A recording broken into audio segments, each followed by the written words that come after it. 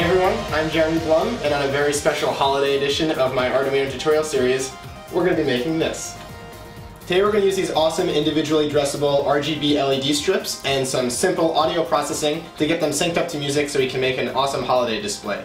Guest hosting with me today I have my good friend Brian Schiffer, who is a fellow engineering ninja from Cornell University, where we both attend college. He is really awesome with electronics. You want to tell him a little bit about what you do? Sure. So I work on brainwave monitors with a startup company called Zio.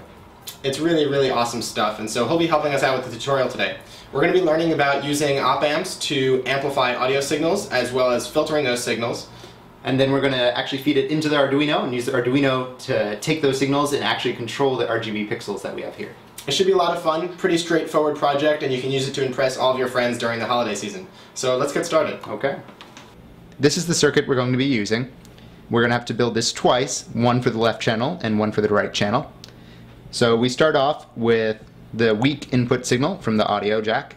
Then we put this through an amplifier stage right here, and then we put it through a buffer, which finally feeds that into a low-pass filter stage here. So now I'm going to go through each stage individually and better explain them.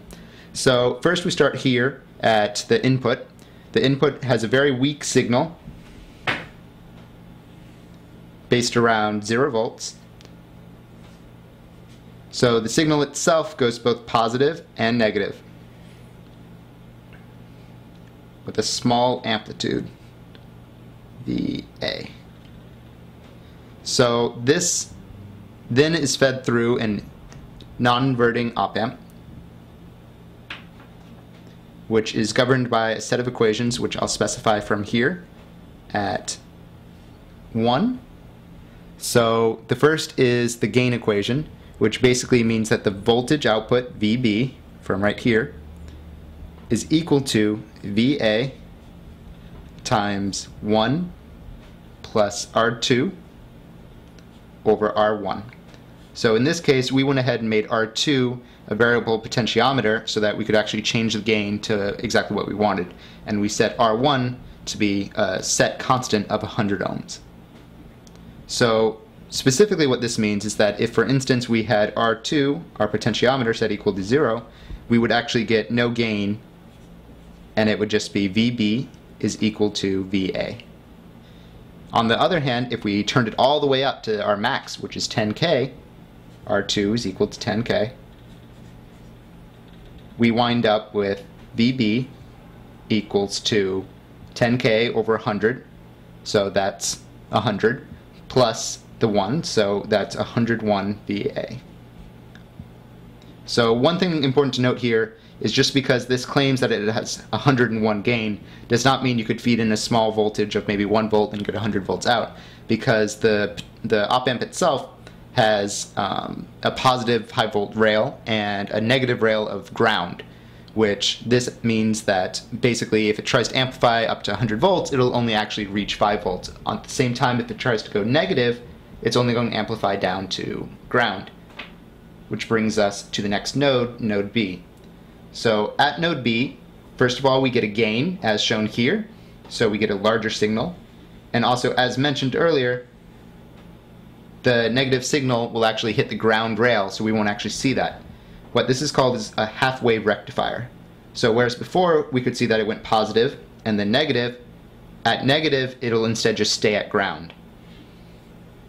So this way we only see a gain from VA up to VB for only the positive voltages. This is governed by the clipping from the op-amp. So then from here we actually feed this into what's called a buffer. So the buffer basically directly feeds the output signal back into the negative rail. So this causes it to just have a gain of 1.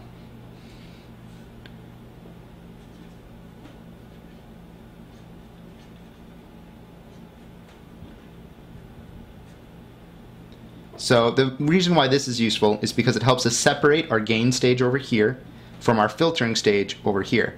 So this makes sure that our gain doesn't affect the filter in any way except providing the initial signal, and also that the filter can't discharge back through the gain stage. So this brings us to the last node, our output node C, which will eventually be fed into our ADC of the Arduino. So at this point, what we are doing is we're using what's called a low-pass filter here. So this uses a capacitor and a resistor in parallel in order to try to make sure that this voltage doesn't actually go all the way down.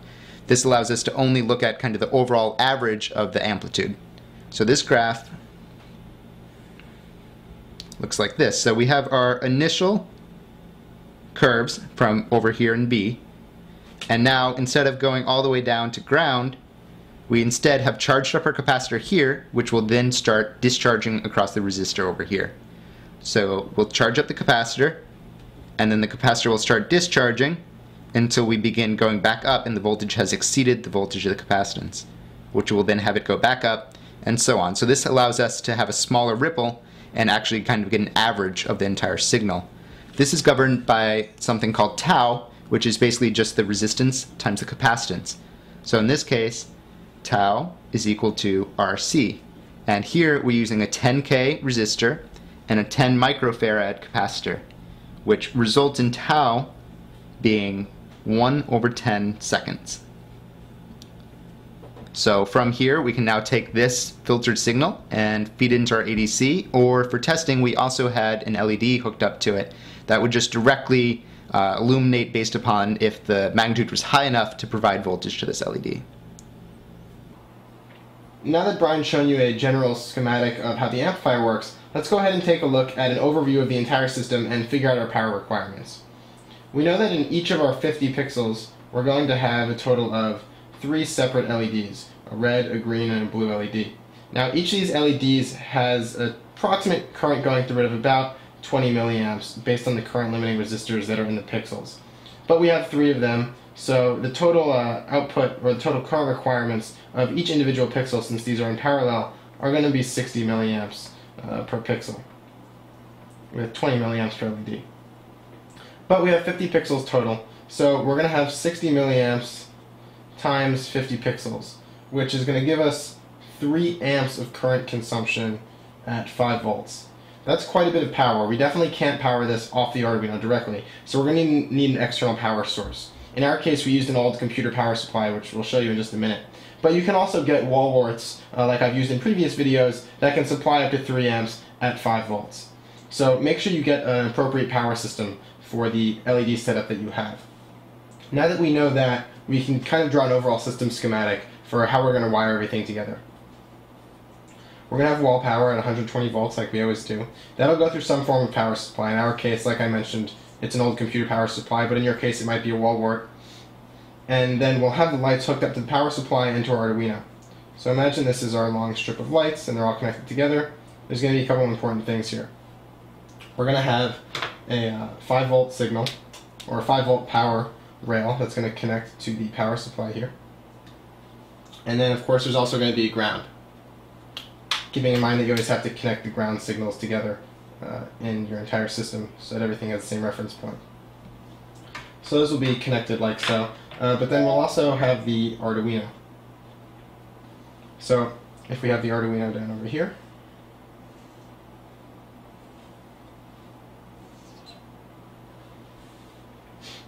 there's 2 wires that are going to have to connect from the Arduino to the lights. So the lights have a total of 4 wires that come out of them. There's the power and ground wires, and then there's a clock and a data line. So both those will have to go to arbitrary pins on the Arduino that we can choose. I specified pins 3 and 2 in my code, but you can choose whatever you want. So pin 3 will be the data line, and pin 2 will be the clock line. Okay, and now let's not forget to make sure that we connect our grounds together. So ensure that the ground is connected to the lights, the Arduino, and your 120 volt wall power. So here's our ground right here. Now also going into the Arduino, we're going to need to have the analog inputs from the rest of our system. So the amplifier that Brian just showed to us is down over here, this amplifier circuit, which I'll show you on a breadboard momentarily. And there's going to be 2 outputs from that, the left and right amplified signals. So those will both feed into analog inputs on our Arduino. I chose A0 and A1.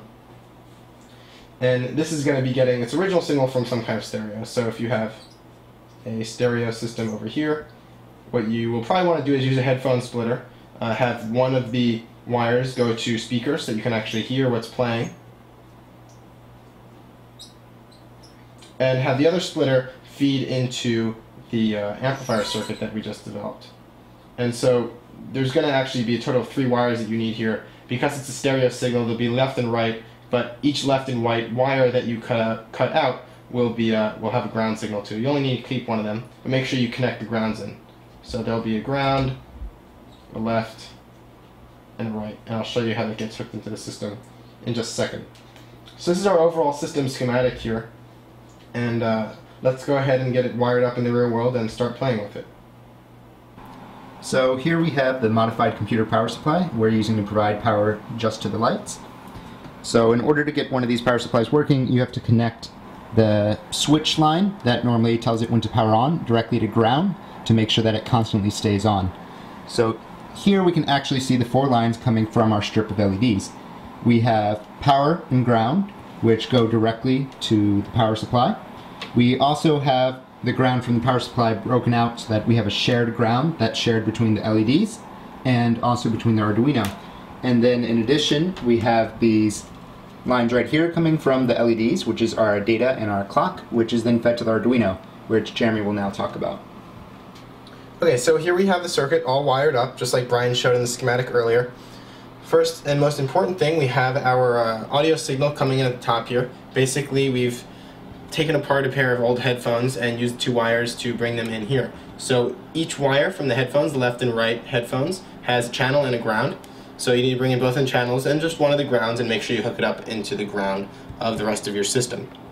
And don't forget, I know this looks complicated, but you'll be able to download the full schematic and breadboard view from my website. The link is in the description. Here we have the quad operational amplifier that we're using. So there's 4 op amps in here.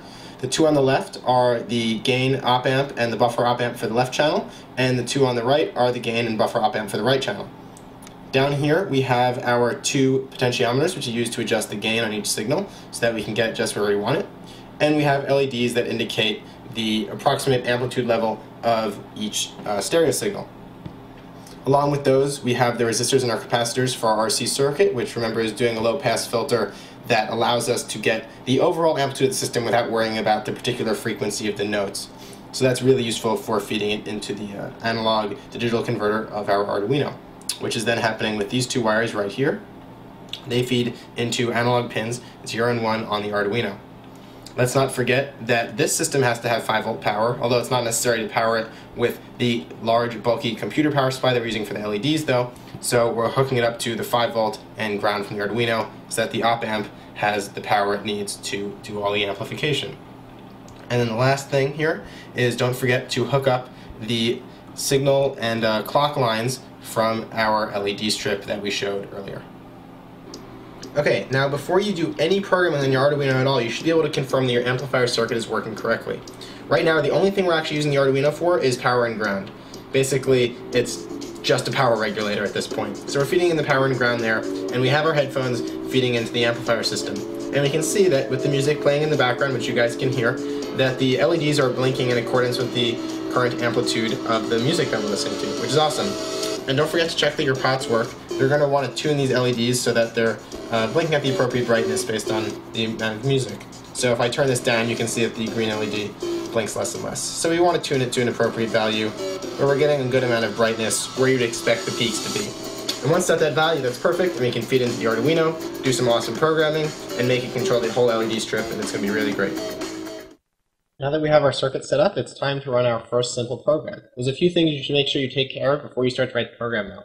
The first thing is, since my last Arduino tutorial, Arduino has released version 1.0, so make sure you have the newest version of their programming environment. You can get it from arduino.cc, click on download, and then make sure you get the newest version of the programming environment. It changes the extension name of the file, so you won't be able to open the files I'm uploading unless you have the newest version. The next thing you'll need is to navigate to Adafruit's GitHub repository for their RGB LED driver library. So if you go there, you'll be able to see their GitHub repository, click on the zip file, download it, and put it in your library folder of your Arduino programming environment location, installation location, so that we can use their library. So big thanks to Adafruit for writing that library. It makes this whole thing quite a bit easier. Once you have those 2 things, you're ready to start writing your program. I've already written a bunch of it here, and then we'll fill in some of the important parts. You're going to need to include the SPI library because these lights use a modified version of the SPI interface, which we've talked about in previous videos. You'll also need to include the library that you downloaded from Adafruit's website. As usual, I've defined pretty names for our analog input pins and our light control pins so that we can reference them later in the program more easily. The inputs from the amplified audio signals are in analog input 0 and 1, and the light control pins are pins 3 and 2. The next thing you want to do is set up the library as per the instructions for how Adafruit developed it. Basically, the library is called WS2801 because that's the kind of control chip that the LEDs use. So of that object type, we're going to define something called a strip, which is the variable we'll use to refer to our particular strip throughout the rest of the program. There's 3 parameters that you set up. The first one is the number of lights in the strip. Ours has 50. And you also need to set the data and clock lines and where they're hooked up to. So we defined those as pins 3 and 2 earlier, so you plug those values in here. In setup, you want to set up a serial connection as we often do so that we can do some debugging in just a bit. And you also want to initialize the strip. Strip.begin initializes the strip. Strip.show sets up all the LEDs to start displaying their current values. Okay, now let's get into the good stuff. If you go into the loop, the first thing I've done here is put in some debugging information.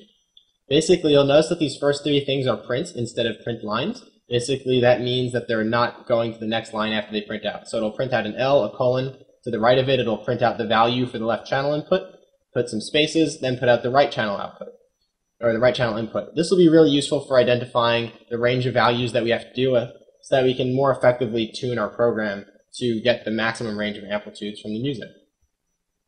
The next thing you want to do is go ahead and actually read one of the channels so that we can do some good audio processing on it and get it to control the lights. To start off, we'll just focus on the left channel.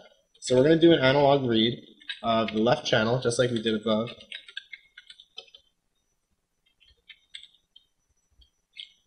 And remember, to do that, you do analog read and you put in the pin name. But we're going to want to map this value because it's going to come in as a value between 0 and 1023.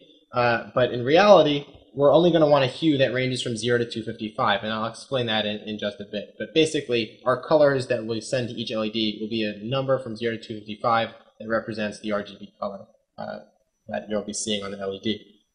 So the first thing we'll do is a map here. We'll map the analog read.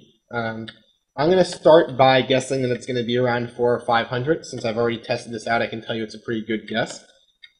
But basically what's going to happen is we're not going to hit the full range of the analog to digital input. It's generally around 0 to 400 depending on where you have your potentiometer set. But we'll play with this in just a bit, and you can kind of experiment with this value. But regardless, it'll take the number from 0 to 400 and convert it to a number from 0 to 255 by doing a linear conversion.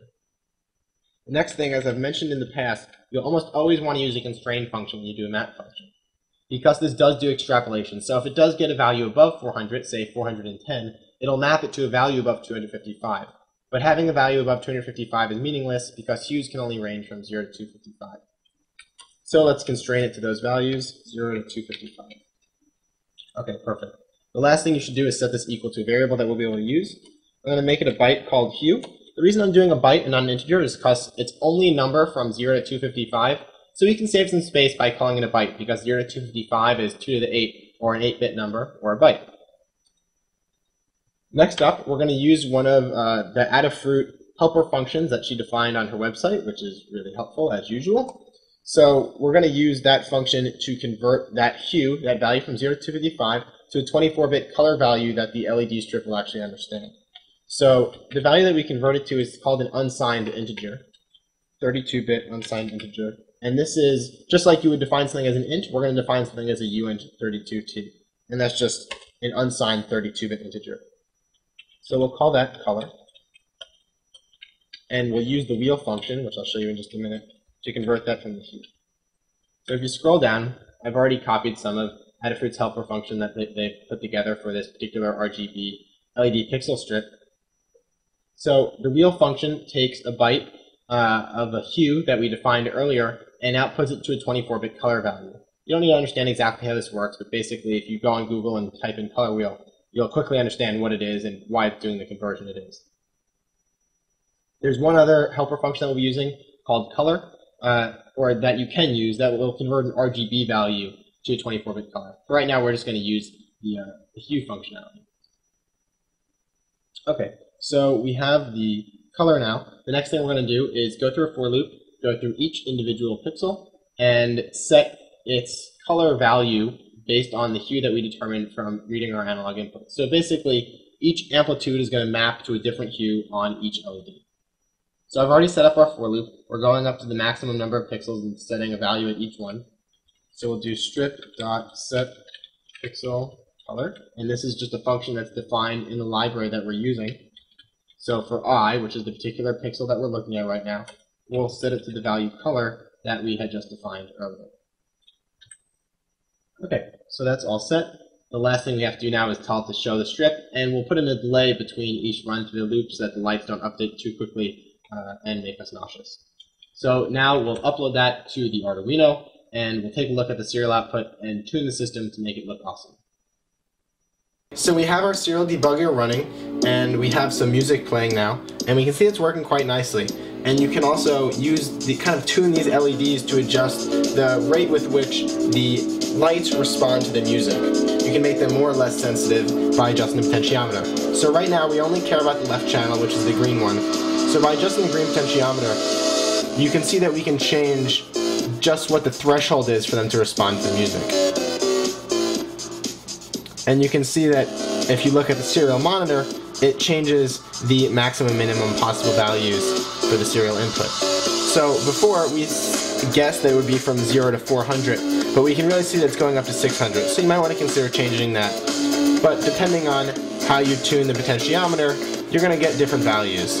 So if I turn it down, now it's closer to 0 to 400, although it peaks above it sometimes. That has a pretty nice effect though, right there. So we'll leave the potentiometer at that value and leave the map from 0 to 400 like we had it before. And that looks pretty good. So I think now we're ready to take it to the next step.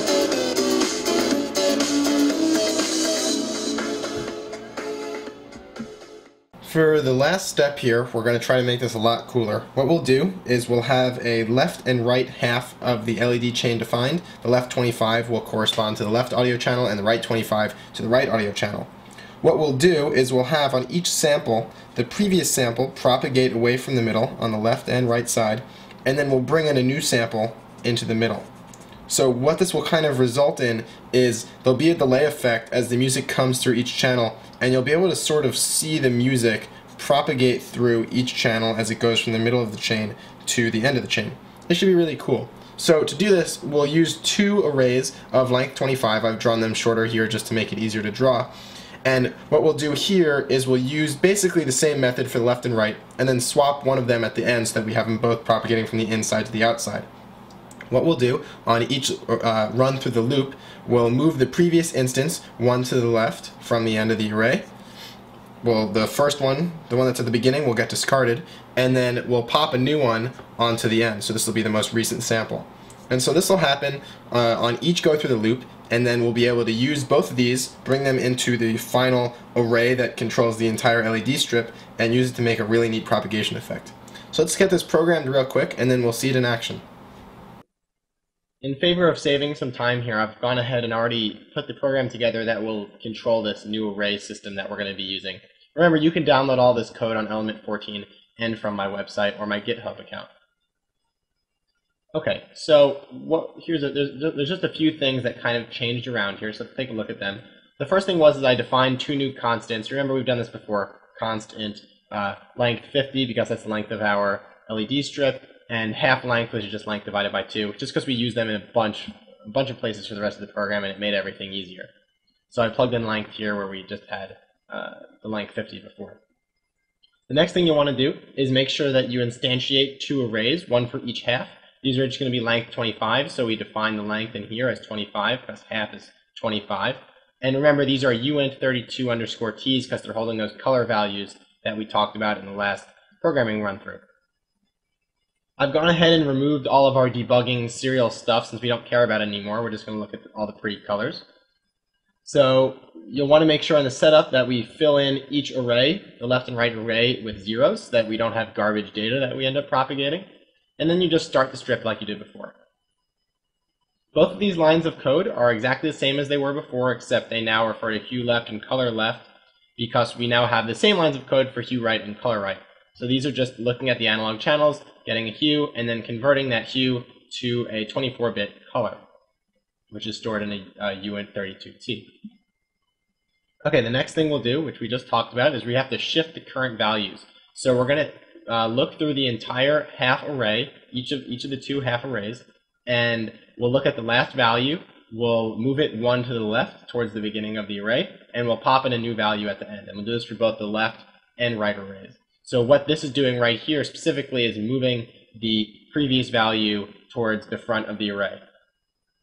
So this is what's doing our propagation here. After we've propagated, we now have an open spot at the end of the array at location half minus 1, right? Because length half is 25 and the array is 0 to 24, so half minus 1 is 24. So at position 24, we pop in our new color left and color right based on the current audio amplitudes. And at that point, our arrays are both filled and ready to go, and all we have to do is put them on the LED strip, and that's pretty straightforward. This for loop is just like it was before, except now it's half, because we only want to go from the middle to the end, but we're going to do it twice, one for left and one for right. So for the left one, it's very straightforward. You just go from 0 up to the half, and you just fill in the array based on the one we just made.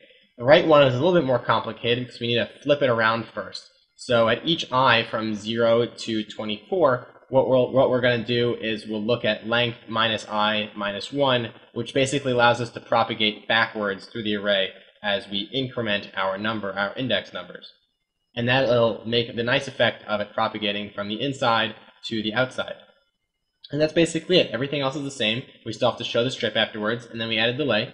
I changed the delay here to 30 from before just because I thought it looked nicer, but you can play with this value a lot. The sample rate will affect just how the strip looks. So now I'm going to go ahead and upload this to our Arduino, and we'll take a look at how awesome it is. So what I've done now is I've put together a quick little program on my computer in a programming language called Pure Data, which is a graphical programming language that simply outputs a frequency on my audio channels. So right now I have a frequency set, and I can crank up the amplitude a little bit, and sure enough you can actually see the sine wave propagating across the channel of LEDs. It's really cool. And as I increase or decrease the frequency, you can see we start to get an aliasing effect, and if I increase the frequency enough, it becomes a basically solid color. And then I can bring the frequency back down, and you start to be able to make out the wave again, all the way back down to a frequency of 0. And then adjusting the amplitude inevitably changes the hue and the color, and we get some really neat effects like that. And I can do the same thing with the right and left channels. But no one wants to listen to this crap all day, so let's go ahead and listen to some actual music.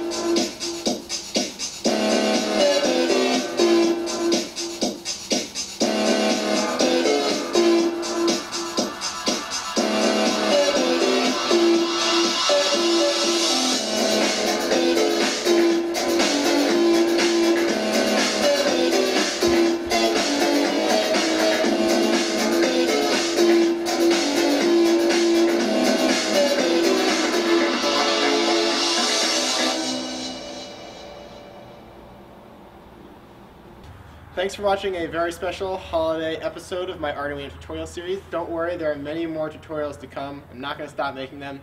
Thanks a lot for Brian Schiffer for helping out today. We had a great time. Thanks for having me. It was awesome. Okay, so yeah, definitely go check out my website, jeremyblum.com, or Element14, or my GitHub page. I have all the source code, schematics, everything you need to put this project together up on there. It was a lot of fun. I really suggest you guys check it out. And there might be some bonus footage from this tutorial coming around the corner, so definitely keep your eyes peeled on my YouTube channel and on Element14. I look forward to seeing you guys next time. Thanks a lot for watching. Thanks. Thanks to Element14 for helping me to sponsor this video series. They were kind enough to provide a lot of the materials that I'll be using to create these tutorials. Feel free to go visit their website at element14.com. Check out their community, which is a great place to talk to people about electronics, the Arduino, and basically anything else engineering related. And they also have a store where you can buy a lot of the parts that we'll be using in these videos.